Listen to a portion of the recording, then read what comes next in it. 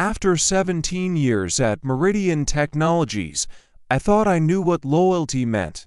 I was Jake Wilson, 54 years old, senior systems analyst. For almost 2 decades, I had been the backbone of the IT department from dial-up days to cloud migration. 3 CEOs came and went while I stayed, training every new hire, recovering lost files, working weekends and holidays without ever asking for a promotion or even a thank you. So when Daniel, my boss, called me into his office with Vanessa from HR already seated, I knew something was wrong before he even opened his mouth. The air had changed weeks ago.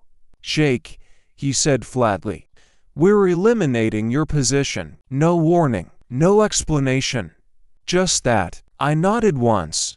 I understand completely. I walked out without another word, no anger, no pleading, just quiet acknowledgement.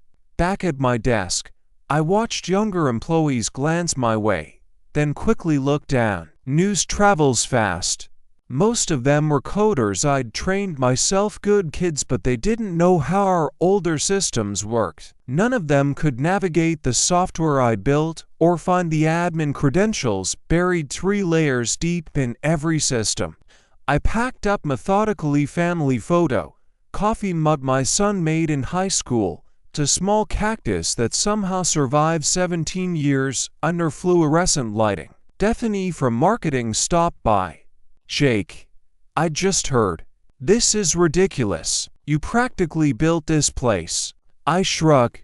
Companies change direction. She looked like she wanted to say more, but I just smiled quietly and kept packing. What none of them realized was that over the years, I had become the most critical person in the entire building, not because I was exceptional, but because I was thorough. I documented everything. Set up secure audit protocols years ago at the request of the legal team after a past scandal, and I had copies in my car.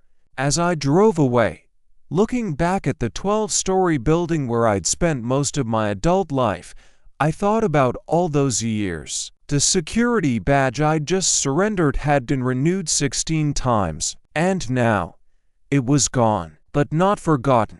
Wednesday would be fun. They had no idea Wednesday would be fun. I've been with Meridian since it was just 2 floors in a business park back when my daughter Olivia was in kindergarten. Now she was finishing grad school. The company grew, and I grew with it. I turned down offers from competitors because loyalty mattered to me. My wife Andrea used to joke that the servers were my second family. She wasn't entirely wrong. I knew every system, every workaround, every backdoor solution to problems the executives didn't even know existed. The infrastructure I built survived 3 acquisitions and countless innovations management embraced then abandoned months later. Daniel became my boss 5 years ago. Young MBA type. He called our department IT resources, not people. He had ideas about streamlining, efficiency, digital transformation, buzzwords that usually meant doing more with less. At first, I tried to help him understand our systems, the complexity buried under years of growth and adaptation. "We need to future-proof," he'd say in meetings, looking right past me. 6 months ago, he brought in a consultant named Jason Phillips, expensive suit, firm handshake, Stanford degree proudly displayed on LinkedIn. They'd huddle in conference rooms, speaking quietly whenever I walked by. 3 months ago, I noticed my access permissions being quietly modified. Nothing obvious, just small changes to administrative controls. I could have protested, but instead, I watched and documented. "You seem distracted lately," Andrea said one night as we sat on the porch. "Is everything okay at work?" I nodded, sipping my beer. "Just changes. Nothing I haven't seen before. But these changes felt different. I was being sidelined in meetings. Emails about system upgrades stopped including me. Younger team members were assigned to projects I would normally handle. Then, I founded a company-wide memo about modernization initiatives that had never been shared with me. It outlined a complete restructuring of the IT department under new leadership. Jason Phillips. My position wasn't even on the organizational chart. That same day, I discovered something else while running a routine security scan, one of those background tasks no one else bothered with anymore. I noticed unusual patterns in our financial software. Regular transfers to a vendor I didn't recognize, Apex Solutions Group. A quick search showed it was registered just last year, with a business address that led to a UPS store. The authorized payments had started small but were growing each month. I didn't say anything, just noted it, copied the records, continued watching. Sometimes, the quiet man in the corner sees everything precisely because everyone thinks he sees nothing. The morning after I was let go, I sat in my home office staring at my personal laptop. No alarm had woken me, no commute waited, just silence and the weight of what had happened. Andrea brought me coffee, placing it beside me without a word. After 19 years of marriage, she knew when I needed space. "I'm going to the store," she said eventually. "Need anything?" I shook my head. After she left, I unlocked the bottom drawer of my desk and pulled out a flash drive, one of several I kept secure. Company policies strictly prohibited removing data, but years ago, when the legal team needed an audit system for tracking potential insider threats, I'd been clear about needing off-site backups. They'd signed off on it, then promptly forgotten. I plugged it in and began reviewing the file's internal emails, meeting minutes I shouldn't have had access to, financial records that normal employees would never see. There it was. A full history of payments to Apex Solutions Group, nearly $1.8 million over 18 months. The approval chain led directly to our CFO, Brian Wilcox. I dug deeper, cross-referencing dates and figures until the pattern emerged. The payments aligned perfectly with a series of software license renewals for systems used company-wide. But the amounts were inflated, sometimes by 15%, sometimes by 20%. Small enough not to raise immediate flags, large enough to add up. I pulled up the business registration for Apex Solutions Group. The listed owner, Thomas Wilcox. A quick social media search confirmed what I suspected: Brian's brother-in-law. They were siphoning company funds through fake markup on legitimate expenses. I leaned back in my chair, feeling something shift inside me, not anger exactly, something colder, more focused. For 17 years, I'd solved problems, fixed systems, protected data.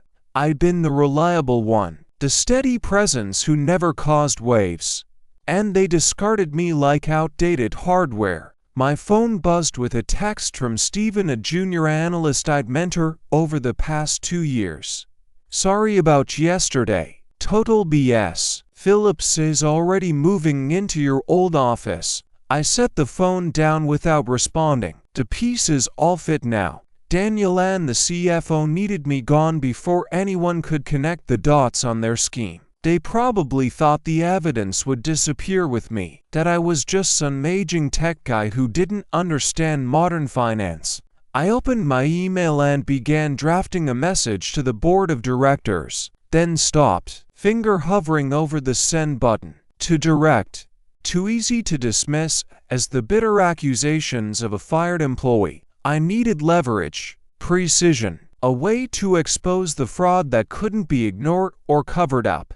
I deleted the draft and started making plans. Tomorrow was Wednesday, board meeting day. Quarterly financials would be presented, bonuses approved. Perfect timing. I closed the laptop and walked to the living room window, looking out at the neighborhood where we'd raised our kids and built our life. For the first time since yesterday, I smiled. Wednesday morning, I sat in my car across the street from Meridian's headquarters, watching employees stream through the revolving doors. In the passenger seat was my laptop logged into an email account I'd created years ago for security testing. It looked like it came from an internal company domain, but it wasn't tracked in the main directory. At exactly 9:15 a.m., I sent my first move, an email to Daniel with the subject line, "Financial irregularities, urgent review needed." I included a basic summary of what I'd found regarding the Apex payments, just enough detail to be credible, but kept the brother-in-law connection out of it. If Daniel was involved, he'd panic. If he wasn't, he'd investigate. Either way, I'd learn something. By 9:45, my phone rang Daniel's number. I let it go to voicemail. His message was terse. "Jake, we need to discuss your email immediately. Call me back." I didn't. Instead, I drove to a coffee shop, set up my laptop, and waited. At 10:30, another email appeared, this time from Vanessa in HR. "Mr. Wilson, we've received concerning communication from you that potentially violates your separation agreement. Please cease all contact with Meridian employees and remember your confidentiality obligations.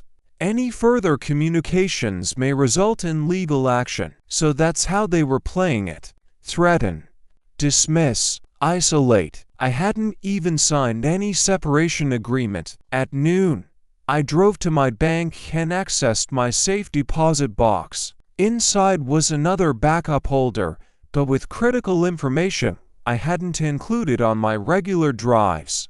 Among the files were original security protocols I designed, including documentation of who had access to which systems and when changes were made. According to these records, Brian Wilcox had personally requested expanded access to the financial approval systems 18 months ago. Right when the Apex payments began. Back home, I found 3 more missed calls: Daniel, Vanessa, and now Jason Phillips. I hadn't expected him to get involved so quickly. Interesting.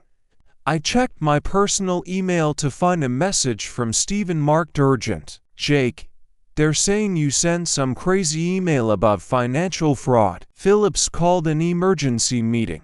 Everyone's talking. They're pulling your access to everything, even historical stuff we need to do our jobs. What's going on?" Poor kid, caught in the crossfire. I sent a brief reply. "Don't get involved, Stephen. Just watch." At 3 p.m., my home phone rang, a number I hadn't used for business in years. I picked up but said nothing. "Jake, it's Brian Wilcox." His voice was steady, controlled. "We should talk about your concerns. I think there's been a misunderstanding." "Is that what you call it?" Silence. "Look, transition periods are always difficult. If you have questions about company finances, there are proper channels like the board." I interrupted. "The board doesn't need to be bothered with operational details." Another pause. "Why don't we meet tomorrow? Just you and me. We can clear this up." "Sorry, I'm busy tomorrow." A beat. "Besides, I think the board might actually be very interested in Apex Solutions Group and your brother-in-law." The sharp intake of breath told me everything. "You're making a serious mistake," he said finally. "We can make this right. Generous severance. References. Whatever you need. Goodbye, Brian." I hung up.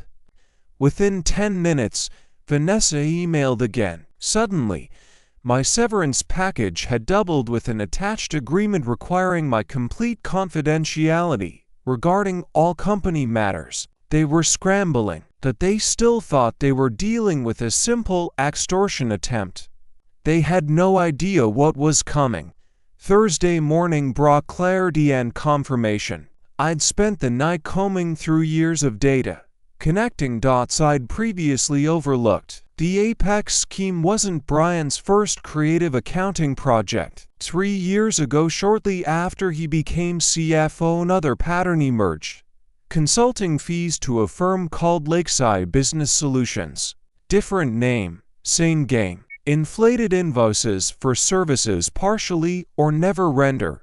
I traced the registration for Lakeside. This one led to Patricia Wilcox, Brian's wife. The woman was apparently CEO of a company that had no website, no employees, and a virtual office address. But the bigger revelation came when I dug into old email archives. Daniel hadn't just been aware of these arrangements, he'd helped facilitate them. In exchange, his department received budget increases, while others faced cuts. He'd been brought in specifically because the previous director had started asking questions about IT expenditures. Even Jason Phillips was connected. His consulting firm had been hired through an unusual process that bypassed normal procurement channels. His real role wasn't modernizing IT, it was eliminating the one person who might notice the financial patterns. Me. The scheme was elegant in its simplicity. Create legitimate-looking vendors. Approve inflated payments. Split the difference. Since actual services were being provided just at marked-up rates, auditors scanning for completely fraudulent charges would miss it. Over 3 years, they diverted nearly $4.3 million. I gathered everything into a comprehensive report spreadsheet showing the pattern of increases, business registrations linking the companies to Brian's family, email exchanges showing Daniel's knowledge and participation. Then I did something they wouldn't expect. I contacted Robert Chen, a board member I'd worked with years ago during a security implementation. He was semi-retired now, but still attended quarterly meetings. "Jake Wilson," he said, answering on the second ring. "Long time. Heard you left Meridian." "Not by choice," I reply. "I need 15 minutes of your time. It's important." Silence. This about why Brian and Daniel have been huddled together looking stressed.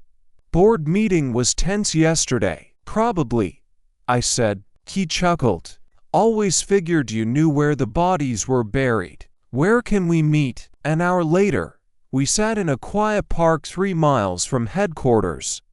I handed him a sealed envelope containing a printed summary and a flash drive. "That's everything," I said. "Dates, amounts, connections. I'm not looking for my job back. I'm not looking for money. I just want the right people to know." Robert studied me. "Why come to me?" "Because you actually read audit reports. I've watched you in meetings, you ask questions." He nodded slowly. "There's an emergency board session tomorrow, finance committee review." "Convenient timing, Jake." I smiled slightly. "If this checks out, there will be serious consequences." "I'm counting on it." As I walked back to my car, my phone buzzed with a text from Andrea. "Someone named Jason Phillips came by the house looking for you. Said it was urgent." I told him you were out. They were getting desperate. Good. That afternoon, I received job offers from 2 competing firms, both for positions well above my previous role, both offering substantial signing bonuses. Word had gotten around about my sudden availability. I ignored them for now. This wasn't about finding another job. It was about finishing what they had started. That night, using credentials that should have been revoked but weren't sloppy transition, Jason and I accessed the company's email server one last time. I scheduled a message to be delivered to every board member at 8 a.m. tomorrow. Subject: before you approve Hugh to bonuses. Read this. Attached was my full report. Friday morning dawned clear and bright. I sat on my porch with coffee, watching the neighborhood wake up. No alarm clock, no commute, just waiting. At precisely 8 a.m., my scheduled email delivered its payload to the board members.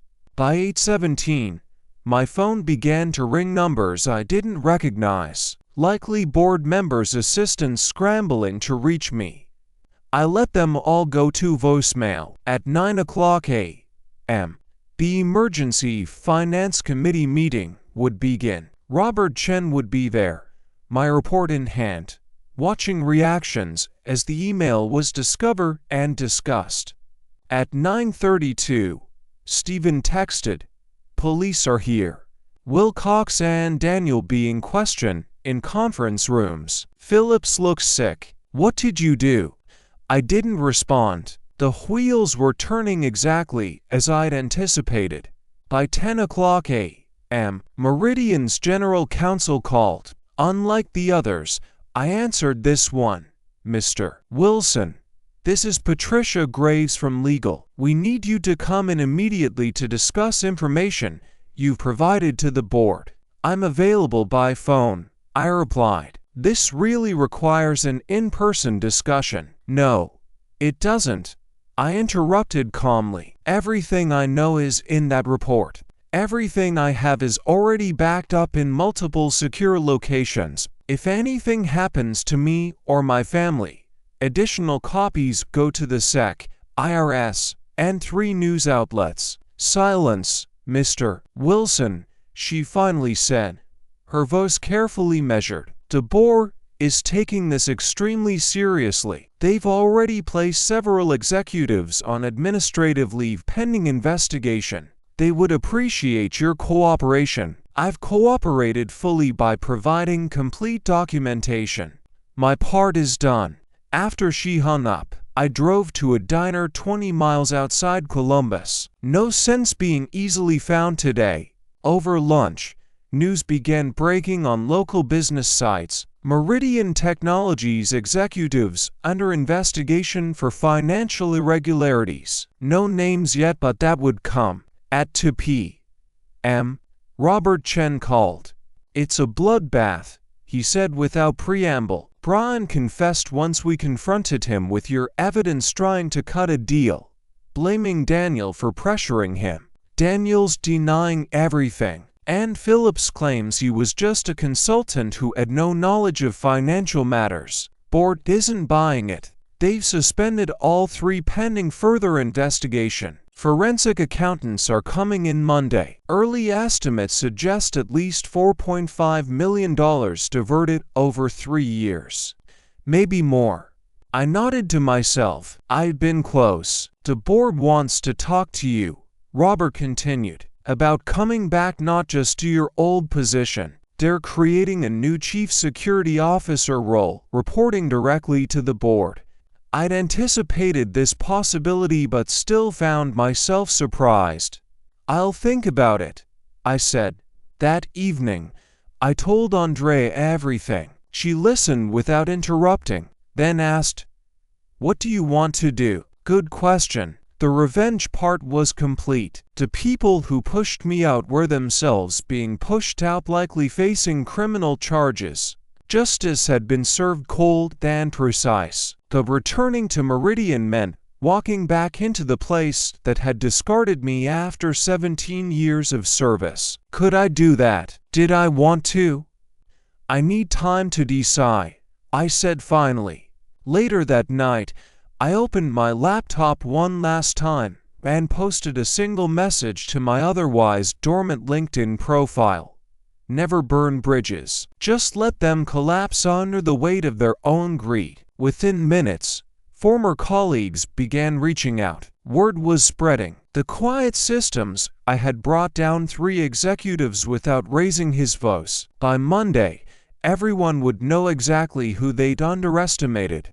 Monday morning, I walked into Meridian Technologies wearing a suit I hadn't needed in years. The security guard did a double take, then quickly printed me a visitor badge. "Welcome back, Mr. Wilson," he said with newfound respect.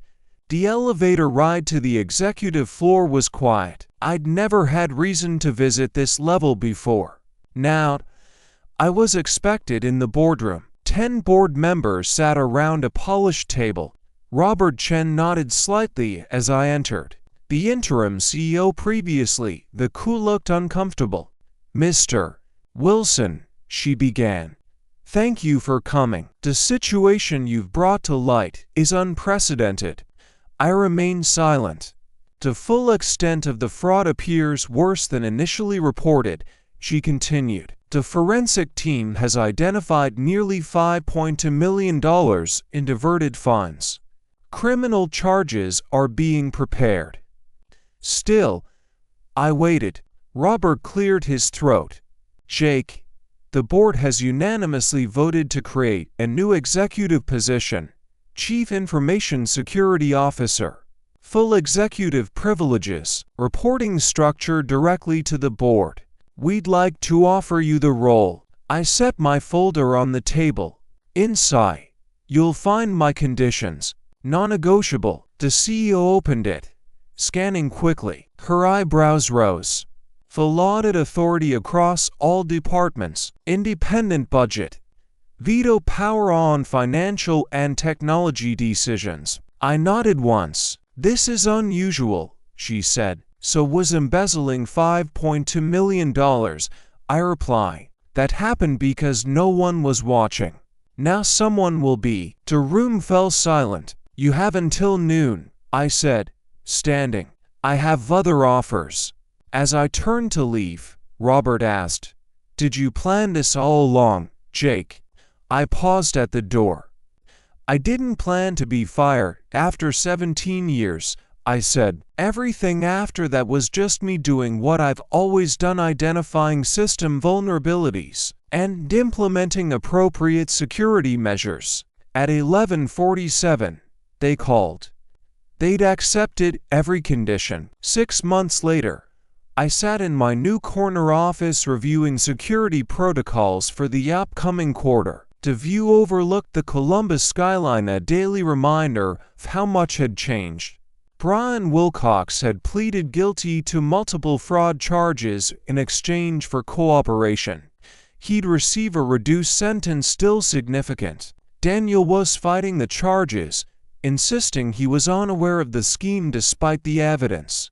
Jason Phillips had fled to Brazil, but was being extradited. The money had been recovered, most of it anyway, enough that the company avoided serious financial damage. My former team now reported to me, though I'd promoted Steven to run day-to-day operations. The kid had potential, just needed someone to see it. A knock at my door drew my attention. Andrea stood there, smiling. Ready for lunch? She asked. I nodded, grabbing my jacket. As we walked through the IT department, conversations quieted briefly, not from fear, but from respect. These people knew what had happened, knew I could have destroyed the company instead of saving it. In the elevator, Andrea squeezed my hand. Happy? I considered the question. The anger that had driven me those first few days after being fired had faded. What remained wasn't exactly happiness, more like satisfaction, completion. I'm good, I said. Outside, the October sun warmed our faces as we walked to a nearby restaurant. My phone buzzed with a message from Robert Chen. Board approved your security budget increase. Unanimous vote. I smiled slightly. No arguments, no questions, just trust. Andrea noticed my expression. What is it? Nothing, I said, sliding the phone back into my pocket. Just thinking about bridges. Some collapse under their own weight. Others, once repaired, become stronger than they ever were before. I built this one right. This time.